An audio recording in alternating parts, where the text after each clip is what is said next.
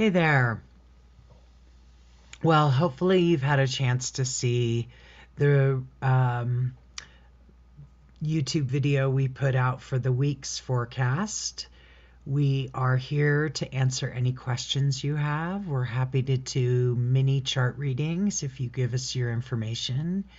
The easiest way to do that is time, place, location.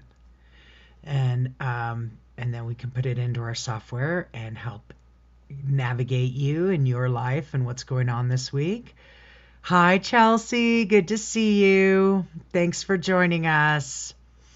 And this week, we have more of that grand water trine.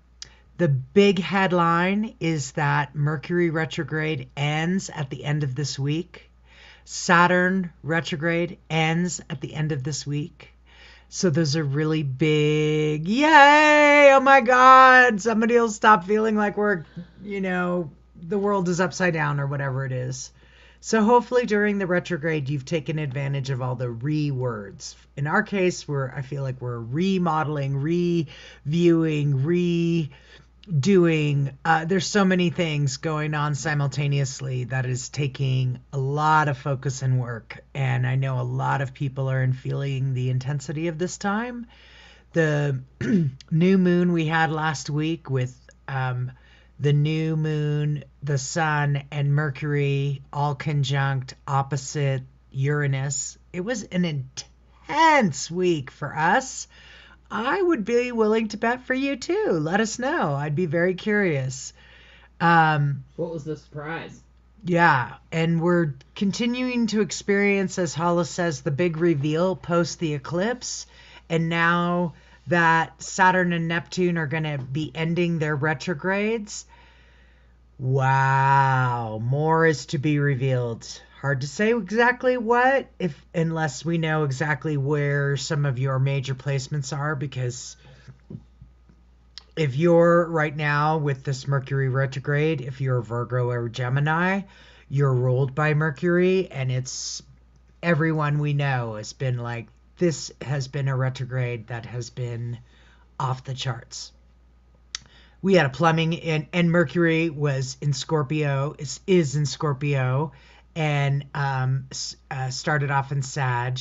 I'm pretty sure we had a plumbing issue at the beginning of the Mercury retrograde and towards the end. We had one last Friday too. Really fun. Expensive. So hopefully you're doing okay. And this week is definitely a big game changer in terms of the energy. Okay. And, there's been a lot going on. So I'm glad you guys are tuning in. Like I said, go ahead and post, like Bright Hawk said, go ahead and post your information about your birth chart or any astrology questions or any questions that you might have about the astrology or about the upcoming energies this week. Mercury is going direct. So go ahead, Simran, and go ahead and ask your question. Anyone can ask a question. If I have your chart, ask me to look at your chart and answer a particular question. I'll try to address your question. I'm just going to say that, this Mercury retrograde has definitely been more on the intense side. It's definitely been something we've had to transcend, or we've had to make some emotional shifts. We've had to make maybe some physical shifts. It might depend on exactly when exactly, like where exactly the Mercury retrograde falls in your chart.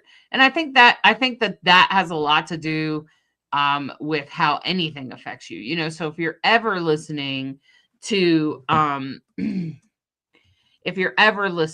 any kind of astrology forecast or anything like that, then you want to consider that that whatever's happening could affect everyone a little bit differently. That's kind of the way astrology works, actually. And it affects everyone a little bit differently. So it's a more complicated Also, the like rise of AI. Now, while AI might be able to help you like sort out a few things in relation to your astrology chart, I would not recommend it for I seen someone posted something in a group actually. And what they were saying is that they had taken a synastry chart and tried to get AI to read it. And AI made up some crazy ass stuff. She copied and pasted what AI said, and all the real astrologers were laughing because, of course, she doesn't know anything about astrology, and she wanted to know if it was accurate. And essentially, the AI told her that there were rare alignments, rare synastry, and actually, it wasn't rare at all. And some of them. And then it also didn't point out obvious things like Venus and stuff like that when it comes to relationships. So it was kind of, I just wouldn't recommend. AI could tell you what this symbol means or where your Saturn is and if it's in any aspect and what the degree is if you're having a hard time reading the chart actually. But you'd be better off Googling it and reading someone's blog or something about having Saturn and Pisces or something like that.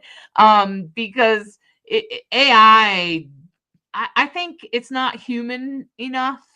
And plus, what you must understand about astrology is that it is a tool just like tarot and other things, and it is used with intuition. So you're essentially asking AI to be intuitive, which it's not really known for. I don't know if you've ever had a reading by AI. I've had AI like do tarot. I've done like the AI tarot cards. Oh, I did the AI poem reading. It told me that my heart was the strongest it would ever be and that I would always have a strong heart. Now, that might be emotionally and mentally, but physically, I was diagnosed with a genetic heart condition. It's been completely inaccurate about things. And I'm just like, what? Oh, man. So don't tap into the AI. Don't expect it to interpret things. Don't expect it to have intuition. You're asking AI. It's almost like asking AI to I don't know. It might be better at therapy than intuition, honestly. Um honestly, really. So anyway, what's this person's name? Simran. I got your chart here and you're asking about career stability.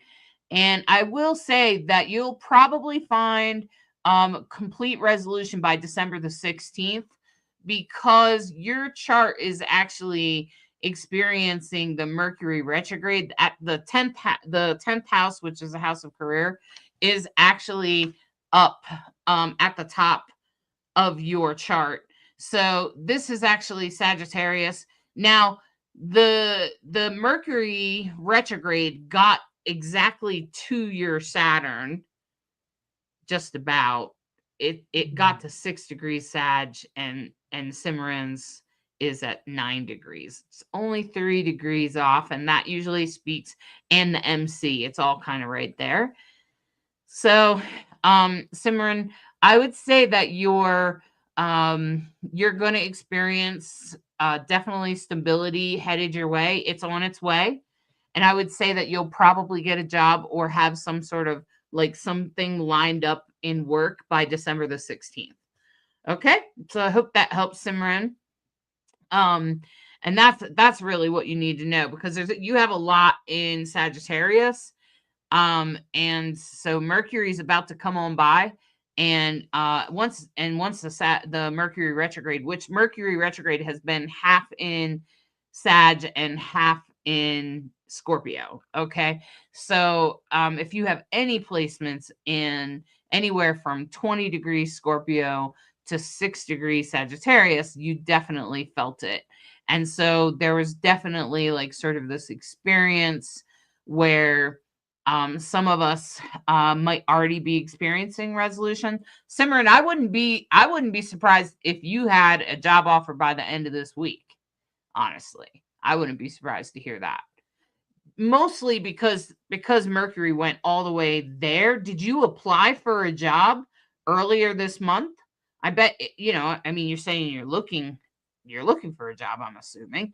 You've done the work, you've done the steps. If you applied for a job earlier this month and maybe you've already given up on it, I wouldn't give up on that, because it could still come through. Like if you're like, oh, they must have passed over me or whatever. Because the Mercury retrograde might have just delayed them calling you or contacting you for some reason because of the Mercury retrograde. Because Mercury came all the way right up to your Saturn, and I'm hoping that you responded to it and probably were called to apply for a particular job. And then if you did apply for that particular job, then what would happen is then it's going to turn around and you're going to think that they passed you over. You're going to have this whole belief system, because it's all the ninth house. It's all going to sort of, Mercury retrograde is going to have you thinking that they don't want you, or you're not enough, or whatever. And then the next thing you know, Mercury goes direct and they call in for a second interview, and then you get the job offer and you're working by December 16th. Simran, go for it, dude. I'm pretty sure that's kind of like the story there. So, like I said, if you have an astrology question, if you would like me to look at your astrology chart, I'm happy to look at it for you. If I already have your chart, just ask me to look at it. There's a lot going on, right? There's a lot in the astrology right now. There's a lot of things happening. There's a lot of the Saturn going direct, I think, is a big deal because it was up against Neptune. It's been traveling with Neptune most of this year, and every time it just moves a little bit away from Neptune, we end up getting something revealed, something shows up. And we're like, what? Oh, okay. Hi, Sarah.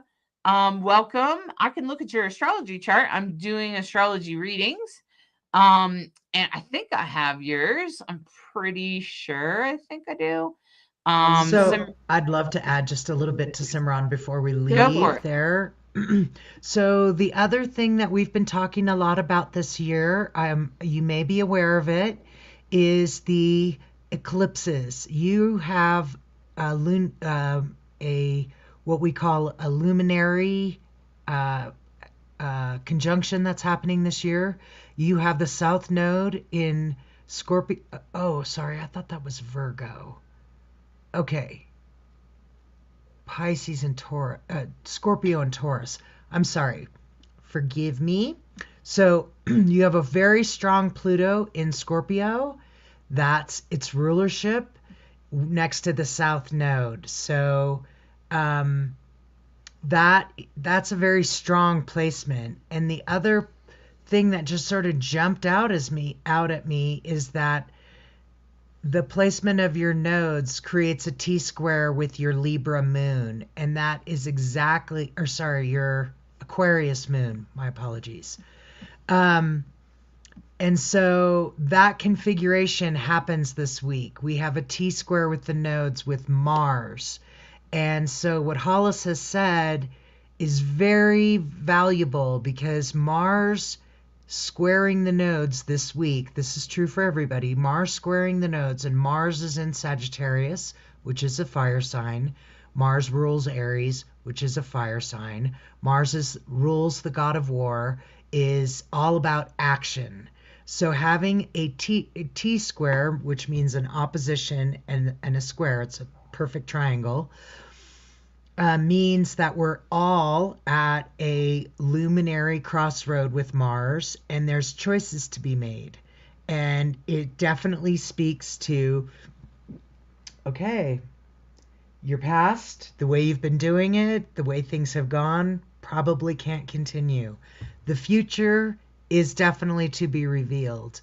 And Mars wants to take action. And so there's this energy of like, what do I do? Where do I go? Come on, I got to do something. And being able to hold that tension and being able to see what needs to be revealed, what direction you're being moved towards, that's the work. Okay? That's the work. So, of course, if you want a job, you have to put yourself out there and apply. And then you have to hold steady, knowing that something will reveal and you will know what to do and do it. Definitely don't ignore it. You also, you have Jupiter on your ascendant, which makes everything bigger. But it's in Pisces, so be very careful of victim thinking, of feeling sorry for yourself, or worse, Jupiter in a water sign like that can definitely point to overindulging, drinking, numbing out, wanting to, take the easy road and not necessarily do the work. So just take that as exactly what it is, an opportunity to understand that when we can hold the space and not run away from it and see what needs to happen, we're capable. We can do hard things. And this year, there's a lot of hard things we're all being kind of pushed towards. And so I just wanted to share that and wish you all the best. I hope you get a great job. Simran, we actually did just address your reading just before Brighthawk started talking. I was talking, and I gave you specific dates as to when you will have a job or that you'll get a job offer. So if you could just rewind a little bit to right before Brighthawk was talking, I was talking. Everything before that, you'll see this message here was at the bottom. That's how you know it was yours. Okay. So, so Sarah, I'm just going to say, Sarah, oh man, Sarah, have you had a very intense November thus far? I am sure of it because you've had a Mercury retrograde in Scorpio and Sag, and that will be very, very intense for you because you have numerous placements in both. And in fact, it will be speaking to your life path, but it also will be speaking particular to relationships, friendships to be particular, and friendships with women, because you have Venus in the 11th house in Sagittarius. So Sagittarius, if they happen to be a Sagittarius, that would be interesting too. But Sagittarius rules your 11th house, which is a fire sign. And it speaks to maybe there's been a review or an edit or a revisiting of friendships, or maybe or broken relationships or whatever like that. Maybe you've come back to things, and it might not just be one person. It could be numerous people. And you're kind of like, oh my gosh, am I doing the right thing? The answer is yes. Because Mercury actually got right up to your Venus at 6 degrees Sagittarius and then turned around and went back into Scorpio, which actually rules your career. And then now it's about to turn around again and go forward, and it will go over top. I will say that you'll probably feel more comfortable and confident about your choices by the time you get to December the 16th. So whatever that is, whatever happens for you between now and then. But I feel like whatever intensity might be coming up around work, around friendships, around women in your life, money, any of those kinds of things, I don't suspect that it's actual. I mean, if it's money with a friend or something like that. Because it's the 11th house, which usually rules friends, also kind of rules like people that have power over you. So that would be like coworkers, landlords, people like that, those kinds of people. And with that Mercury retrograde directly in that chart, that could definitely speak to directly in the 10th and 11th house. That's going to speak more to relationships and relationships at work, and people that you know in that way. So, don't Bright Hawk, you might want to check out Sarah's. You'll probably find Sarah's chart a little bit interesting for you. Mostly because did you get it, Bright Hawk? Not yet, huh? It's not offering it to you. Hold on. Let me try. Yeah, there it is. Oops. I just exited, so just a moment. Here you go. Because Bright Hawk, you'll see that Sarah has a lot of sort of concentration in one area. That's why I'm showing it to you. Right. And their aspects are actually minimal. Sarah's aspect. Wow. So that's why I just thought you might want to see Sarah's chart. Wow. I thought you might think it was fascinating. And because Sarah, what it is you have all that stuff up there in Sagittarius and Scorpio, and then you just have that one line that goes down in that little blue triangle, and then that's kind of it, right? Most people have things more spread out in the chart. It just means you have a lot of concentration around friends and work and business.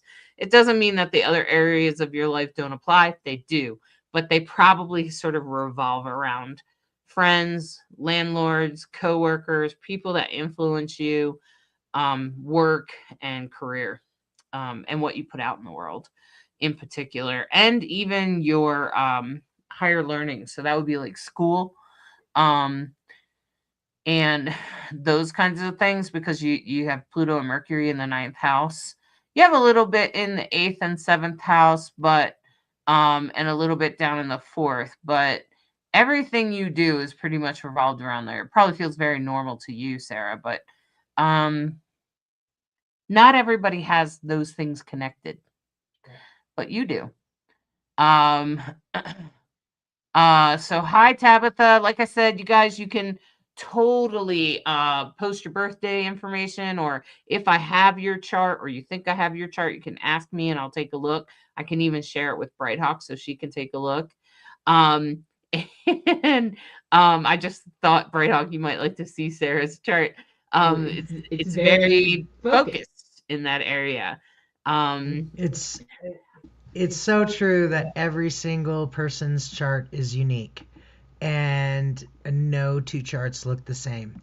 I want to answer Samantha over on Facebook, asked an interesting question.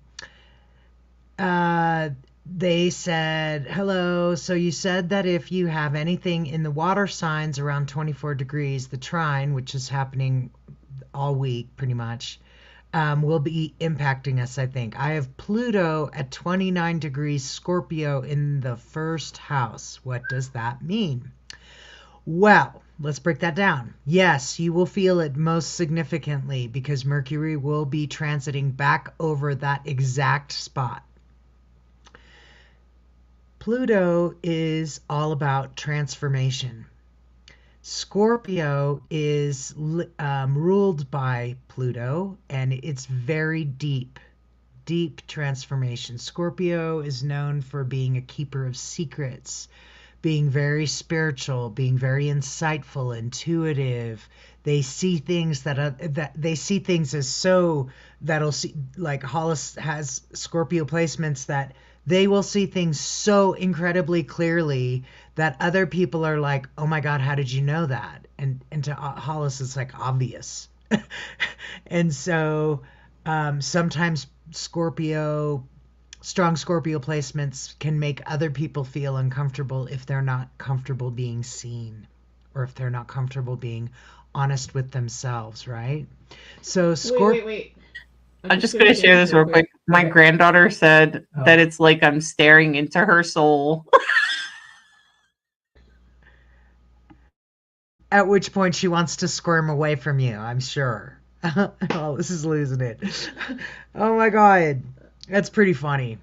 Yeah. So, and in the 1st house, so that explains Pluto, Scorpio, and now the 1st house. The 1st house is all about identity, our personal self, our health and well-being, those are the words. Those are the things that are the 1st house.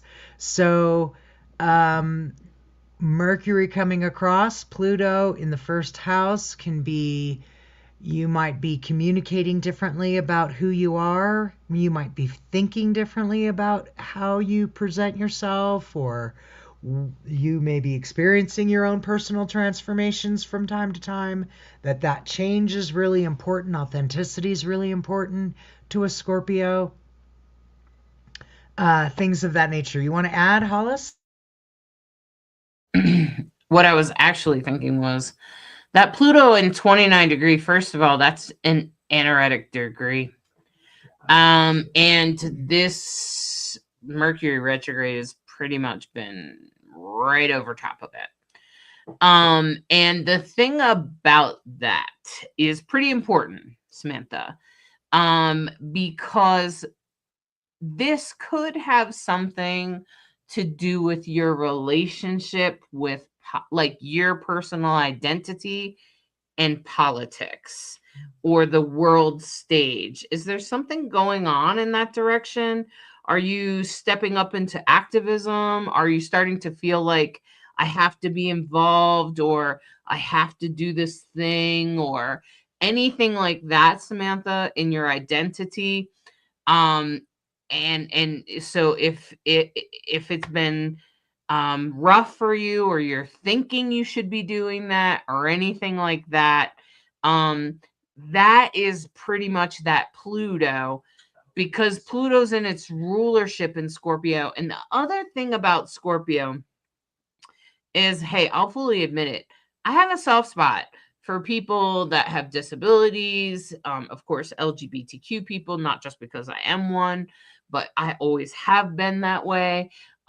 People that are minorities or anything like that. Usually people with strong Scorpio placements are more sensitive to those kinds of topics, to people that are marginalized.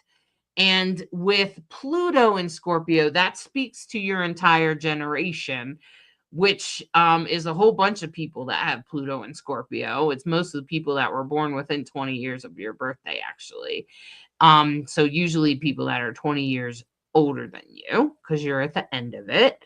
Okay. But they asked you, your entire generation is asking our culture to treat marginalized people fairly. And it's, of course, usually, unless they have Pluto retrograde or badly aspected, most of the time, most of those people, most of that generation will agree that we need to treat everyone fairly.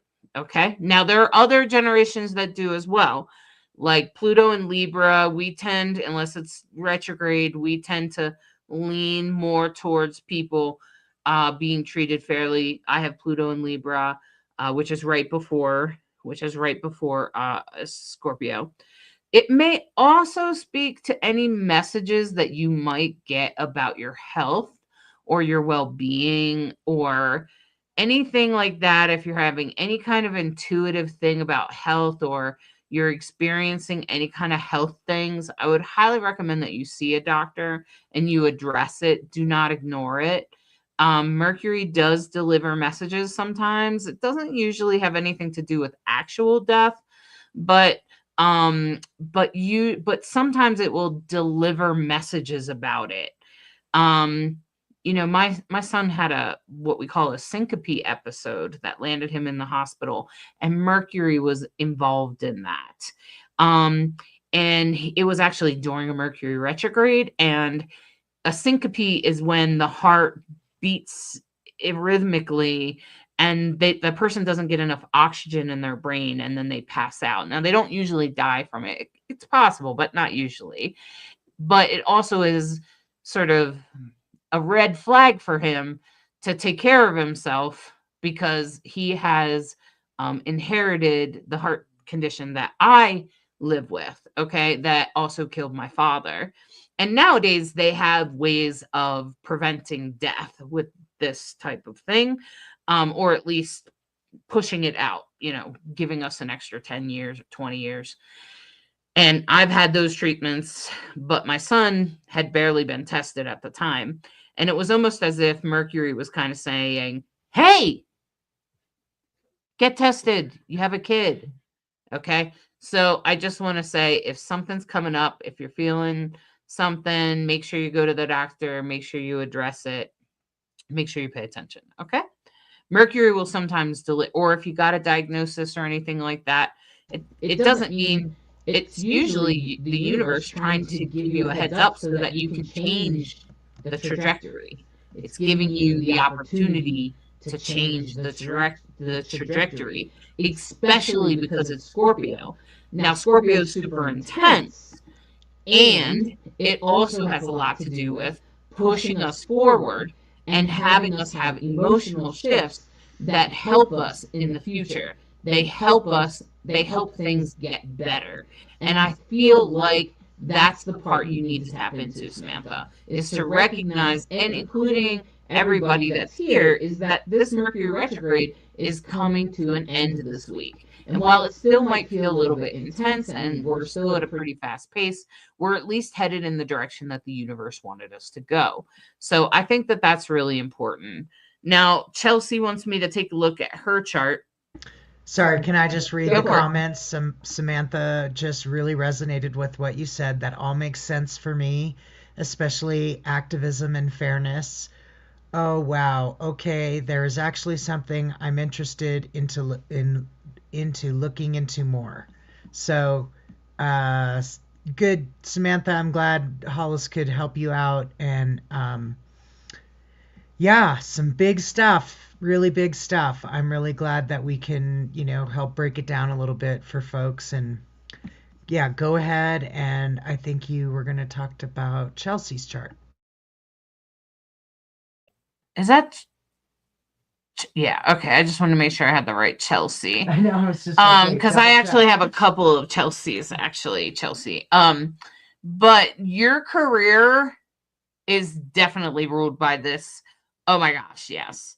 You are so affected by, in fact, this is, I guess you're having some troubles around relationships at work, Chelsea, I'm betting.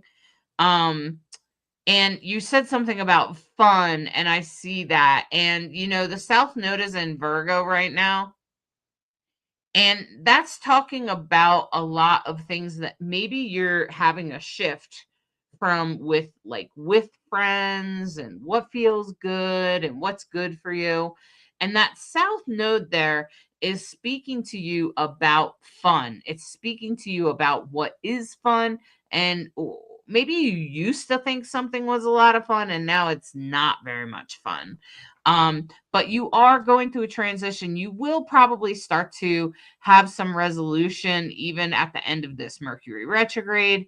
And then you'll also probably experience more change in the coming year, mostly because it's ruled by Virgo and the South Node is there and it will be traveling through there. I do see that you have an asteroid we call Hygeia.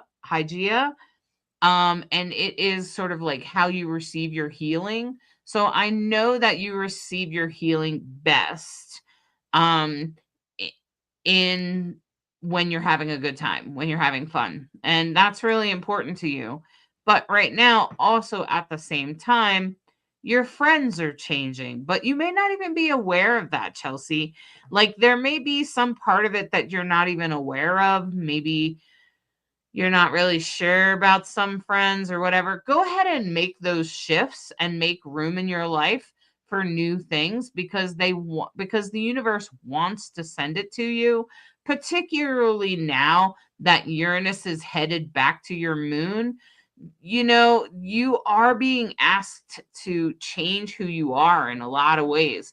Your life path is being shifted in these transits right now. You are not imagining things, Chelsea. It is a very intense thing. You have Uranus retrograde on your moon. You have this Mercury retrograde transiting who you attract in your 6th and 7th house, which has to do with work and who you attract, like friendships, relationships of all kinds. Plus you have the South Node in your house of fun. And plus you have Venus in Sagittarius in the 7th house, which also speaks to like money and friendships and relationships. And that's in the house of relationships. So it definitely speaks to like female friends or whatever. And the Mercury retrograde, like Mercury went right up to there earlier this month and turned around and came back into your onto your descendant, and it's speaking to your resonance. So I wouldn't be surprised to hear, Chelsea, that your entire resonance, your entire vibration is changing right now. And you have such major transits right now.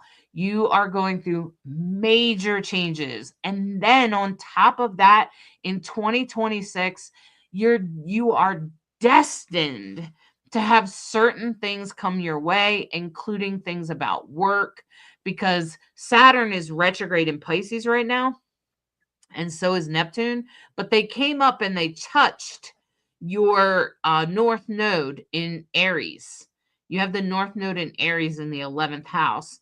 And so they came up to that 1 degree. They came up, they touched it, and now they've turned around and gone backwards. So now you might feel like you're kind of stuck or things aren't quite, and you thought maybe you were going to do something, but now you're not doing it. You're not headed in that direction. But by the time Saturn gets back up there next spring, you're going to be knowing exactly where you're going. You're going to know exactly which direction you're headed. So I want you to recognize that you are in a transformational time. Try to go soft on yourself. Try not to be too hard on yourself. Try not to be too rigid. I know sometimes Taurus moon can be like, but that's the way I've always done it. But you might need to shift that. And the more you're capable of shifting that, the easier this will be. Okay. And then on top of that, you might feel like super intense because you're a Scorpio, and in the Scorpio rising, it's best to just shift your emotionality to the way that you're kind of looking at it, I bet, on the horizon, and you just have to decide to go. So go ahead and take off on that, Chelsea. I'm pretty sure you got this. I believe in you. I'm sure you can do it. And then okay. Yeah, Chelsea, I bet you are shedding an old skin. South Node in the 5th house. It also could be about like children and romantic relationships. 5th house, fun, children, and romantic relationship and creative endeavors. Okay. That's Tabitha and Dylan. Tabitha and Dylan. So I can look at yours, Tabitha, because I'm betting that's who it is.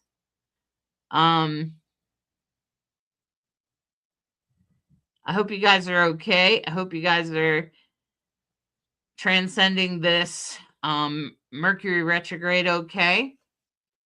I bet it's been quite difficult. Some emotional shifts going on for the two of you, particularly around your romantic relationship directly.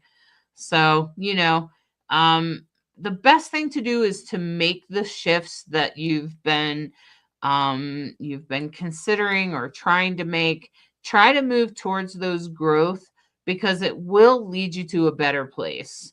Both of you will do better if you go ahead and lean into what's being called of you instead of resisting it. Like if you resist it too much, it's not really going to serve you well. You're better off go ahead and lean into it, make the changes that you're being called to make, and life will get easier for you, because that's usually our biggest mistake, I think, especially in a Mercury retrograde, is that like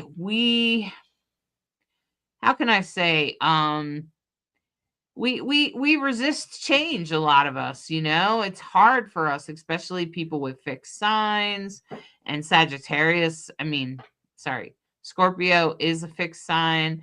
And I think what happens is that we also tend to we just tend to kind of resist change in general. Some of us are easier to embrace it than others.